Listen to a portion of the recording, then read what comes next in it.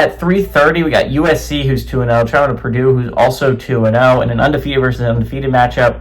USC favored by 20.5 points on CBS. Jaden Mayava has gone 31 of 42, thrown for 707 yards, 6 touchdowns, 0 interceptions.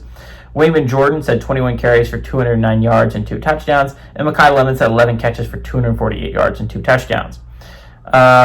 Brian Brown for the Boilermakers gone 32 of 49, thrown for 481 yards, 4 touchdowns, 1 interception.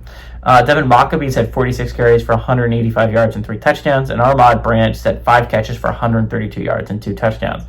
USC's 3-1 against Purdue all time. Last 3 games have gone to USC from 1975 to 1998. USC is 1-0 when traveling to Purdue. Last time Purdue won was in 1966. And Purdue is 1-0 in one-possession football games against these two teams, against USC. Both these teams need this win desperately if you're going to be trying to contend for a college football playoff spot, which I think is more realistic for USC. Purdue's more looking to make a bowl game, but even then, it's going to be an uphill battle, right? USC has up on its schedule 4 ranked games where they play ranked teams, right? And so if you're looking at it from that schedule perspective, USC cannot mess up against unranked teams because they already have to go 2-2 against ranked teams, right? Which is going to be difficult. Those are always uphill battles to climb. You're talking about going to Illinois. You're talking about going to Notre Dame.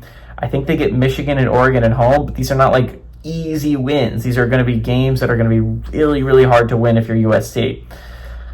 On the other hand, if you're Purdue, you play 5, by the way, ranked teams. You have a really bad, this is not good, schedule if you're Purdue, which means that you kind of don't have a lot of room to mess around in your unranked games, because if you're trying to make a bowl game and you assume you're going to lose all 5 ranked games, that means you can only mess up in one other unranked matchup.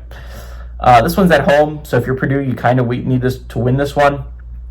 If you're USC, your goal is to be 4-0 heading into that big game. I think against Illinois is their first one on that stretch where they play 3 in a row in Illinois, Michigan, and Notre Dame. So if you're USC, you kind of desperately need to win this one. You're going to have an air of desperation to you. USC has not played great on the road since they've joined the Big Ten. I think that's going to change here.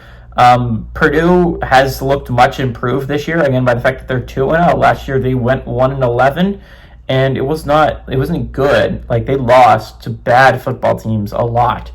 Purdue at least is beating the bad football teams they played. All that being said, I still don't think Purdue is a team that can beat USC. I think this is a Trojans team that is really good. I think this is a Trojans team that can compete for a college football playoff spot. I think that USC will be 4-0 heading into a big game against Illinois in a couple weeks. All that being said, I like the Trojans to go on the road. I like them to win and cover against the Boilermakers.